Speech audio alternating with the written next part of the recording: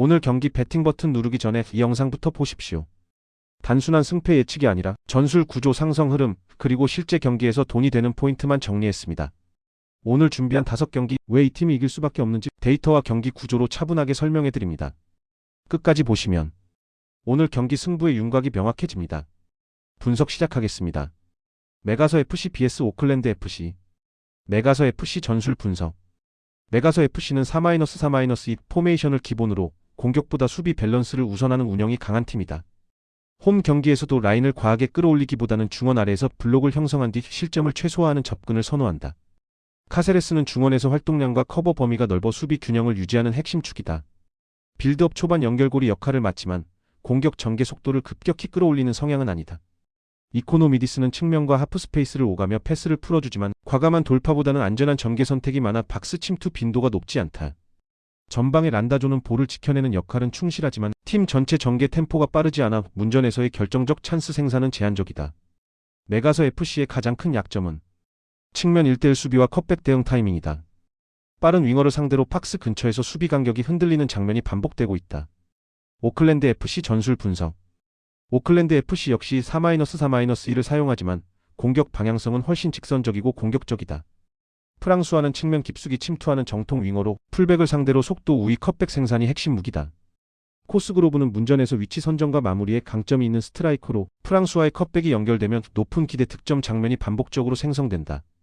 베르스트라테는 상황에 따라 측면에서 중앙으로 좁혀 들어오며 박스 바깥 인프런트 슈팅과 중거리 옵션을 동시에 제공하는 에이스 자원이다.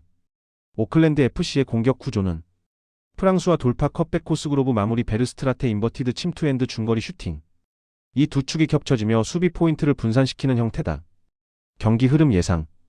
경기 초반은 메가서 FC가 수비 블록 유지 템포 억제로 출발할 가능성이 높다. 반면 오클랜드 FC는 프랑스와를 중심으로 측면을 집중 공략하며 서서히 주도권을 가져갈 전망이다. 메가서 FC가 프랑스와의 돌파와 컷백 타이밍을 제어하지 못할 경우 코스그로브에게 결정적 슈팅 찬스가 12차례 이상 열릴 가능성이 높다. 베르스트라테의 인프런트 슈팅 옵션까지 겹치면 메가서 FC는 박스 안과 박스 밖 모두에서 동시에 압박을 받는 구조에 놓이게 된다. 최종 승부 결론. 전술 상성 공격 루트 완성도 결정력 구조를 종합하면 오클랜드 FC 우세. 루즈한 흐름 속에서도 오클랜드 FC가 더 많은 결정적 장면을 만들어낼 가능성이 높은 경기다. 대구 한국가스공사 vs 고양소농. 대구 한국가스공사 전술 앤드 흐름 분석. 대구 한국가스공사는 직전 울산 원정에서 79-77 승리를 거두며 연패 흐름을 끊어냈다. 이 경기의 중심은 단연 샘조세프 벨랑겔이었다. 벨랑겔은 32득점을 기록하며 공격을 사실상 혼자 책임졌고 특히 3쿼터에 15득점을 몰아치며 경기 흐름을 완전히 뒤집었다. 라꺼나가 16득점으로 골밑에서 버팀목 역할을 해주었고 신승민 신주영이 수비와 리바운드에서 공백을 메워주면서 첩전 양상에서도 리드를 끝까지 유지할 수 있었다. 이 팀의 가장 큰 장점은 벨랑겔 중심의 확실한 득점 루트, 접전 상황에서 살아나는 클러치 해결 능력이다. 홈 성적은 5승 10패로 화려하진 않지만 최근 경기 내용에서는 공격 안정도가 분명히 회복되는 흐름이다. 고양 소노 전술 앤드 흐름 분석. 고양 소노는 최근 4경기 1승 3패로 흐름이 무겁다. 직전 KT전에서는 야투 효율 급락 수비 붕괴가 동시에 나타났다. 네이던 나이트 18득점, 케빈 캔바오 17득점과 분전했지만 토종 에이스 이정현의 결장이 전술 전반에 심각한 공백을 만들고 있다. 이정현이 빠지면서 볼 운반, 공격 전개 템포, 2대2 플레이 완성도 모두 동시에 무너진 모습이다. 원정 성적은 6승 7패로 수치상 나쁘지 않지만 현재 전력 구성과 경기력 흐름을 보면 공격의 안정감과 집중력이 크게 떨어진 상태다. 맞대결 구조 앤드 흐름 정리. 1월 1일 맞대결에서 대구는 전반에만 47득점, 한때 20점 차 리드까지 만들었지만 후반 공격 정체와 체력 저하로 충격적인 역전패를 당했다. 이번 경기는 그 패배에 대한 강한 동기부여, 홈 경기, 벨랑겔 컨디션 상승, 이정현 없는 소노이라는 조건이 겹친다. 전술 구조와 현재 전력 상태를 놓고 보면 이번 경기는 초반부터 대구 쪽이 공격 주도권을 잡을 가능성이 높다. 최종 승부 결론. 전력 구조 공격 완성도 동기부여 최근 흐름 종합 판단. 대구 한국가스공사 우세. 대구가 지난 맞대결의 실수를 반복하지 않을 가능성이 높고 소노는 현재 공격 구조상 이를 뒤집을 만한 안정적인 루트가 부족하다. 이집트 vs 베냉.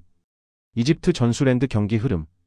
이집트는 4-2-3-1 구조를 바탕으로 에맘 아슈르를 빌드업의 중심축으로 두고 경기를 풀어가는 팀이다. 아슈르가 포백 앞에서 좌우로 스윙 패스를 반복하면 하프스페이스와 포베가 포켓 공간이 열리고 그 타이밍에 마르무시와 살라가 동시에 침투하며 수비 라인을 무너뜨린다. 마르무시는 직선 침투와 드리블, 살라는 인버티드 컷신과 빠른 왼발 마무리가 핵심 무기다. 이선 전체가 짧은 패스 교환과 세 번째 주자 침투를 반복하면서 박스 정면 슈팅과 컷백 루트를 지속적으로 만들어낸다. 볼을 잃어도 즉시 근거리 압박으로 공격권을 회수하며 라인을 끌어올린 상태에서 경기 주도권을 유지하는 구조다. 세트피스에서도 장신 자원의 1차 경합 세컨볼 슈팅 준비가 체계적으로 정리되어 있다. 베냉 전술엔드 약점. 베냉 역시 4-2-3-1이지만 포백을 깊게 두고 블록을 세우는 수비 안정 지향형 팀이다. 문제는 라인이 내려갈수록 전방 토신이 고립, 알로코 측면 돌파의 지원 부족, 더블 볼란치 간격 붕괴. 특히 다알메이다 혼자 포백 앞을 커버하는 구조에서는 하프스페이스와 포켓이 동시에 열리는 장면이 반복된다. 압박 시도는 간헐적이며 후반으로 갈수록 파울은 늘지만 조직력은 오히려 떨어지는 구조다. 경기 구조 요약. 이집트가 점유율과 빌드업 주도권을 잡으면 베냉은 라인을 더 내릴 수밖에 없고 그 순간부터 포켓 방어와 세컨볼 대응이 무너지는 흐름이 만들어진다. 이집트는 아슈르 스윙 포켓 생성 마르무시 살라 침투 박스 마무리. 이 패턴을 90분 내내 반복할 수 있는 전술 완성도를 갖췄다. 시간이 갈수록 베냉 수비 블록의 체력과 집중력이 먼저 흔들릴 가능성이 높다. 최종 승부 결론. 전술 완성도 공격 구조 클래스 경기 흐름 통제력. 이집트 우세. 이집트가 경기 내내 기대 득점을 누적시키며 후반으로 갈수록 격차를 벌릴 가능성이 높은 매치업이다. 나이지리아 vs 모잠비크. 나이지리아 전술엔드 경기 흐름. 나이지리아는 4-3-1-2 구조를 바탕으로 오시멘 루크만 축구해제 삼각편대를 핵심 공격축으로 사용한다. 오시멘은 폭발적인 스프린트 제공권 박스 안 위치 선정까지 모두 갖춘 직선형 스트라이커이며 수비 라인과 라인 사이를 끊임없이 파고들어 최종 수비를 뒤로 끌어내리는 역할을 맡는다. 축구해제는 오른쪽에서 안으로 좁혀 들어오는 인버티드 윙어로 왼발 드리블 컷인 슈팅과 패스를 동시에 위협하는 타입이다. 루크만은 이선과 측면을 자유롭게 오가며 짧은 패스 교환 이후 박스 근처 침투 타이밍을 노리는 세컨 스트라이커 성향이다. 이셋이 하프 스페이스를 번갈아 점령하며 박스 좌우를 흔드는 구조가 나이지리아 공격의 가장 강력한 무기다. 중원은 볼을 내외내로 순환시키며 상대 블록을 좌우로 벌린 뒤 순간적인 전진 패스로 박스 앞 공간을 찌르는 패턴을 반복한다. 풀백은 초반에는 안정적으로 숫자를 맞추다가 이선이 전진하는 타이밍에 맞춰 오버래핑으로 측면 수적 우위를 만든다. 세컨볼 경합에서도 피지컬과 타이밍 우위가 뚜렷해. 한번 공격 지역에 진입하면 박스 근처 체류 시간이 길어지는 팀 구조다. 모잠비크 전술엔드 약점. 모잠비크는 4-1-3-1 구조에서 라티포에게 롱볼을 붙여 세컨 찬스를 노리는 단선적인 전개가 중심이다. 라티포는 등지고 버티는 역할에는 강점이 있지만 전개를 주도하는 타입은 아니기 때문에 강한 압박을 받으면 공격이 쉽게 끊긴다. 카타무는 측면 스피드가 강점이나 하프 스페이스 안쪽에서 세밀하게 풀어내는 패턴은 제한적이다. 아마데가 단독 수비형 미드필더로 포백 앞을 지키지만 4-1-3-1 구조 특성상 커버 범위가 과도하게 넓어 측면과 하프 스페이스가 동시에 열리는 장면이 자주 발생한다. 포백은 라인을 깊게 유지하는 성향이 강해. 박스 앞 공간과 하프 스페이스 관리가 동시에 흔들리는 구조다. 풀백 폭기 속도도 빠르지 않아. 측면이 밀리기 시작하면 크로스 컷백 대응이 급격히 무너진다. 세트피스에서도 마킹 스위치가 불안정해. 세컨 찬스 허용 빈도가 높다. 경기 구조 요약.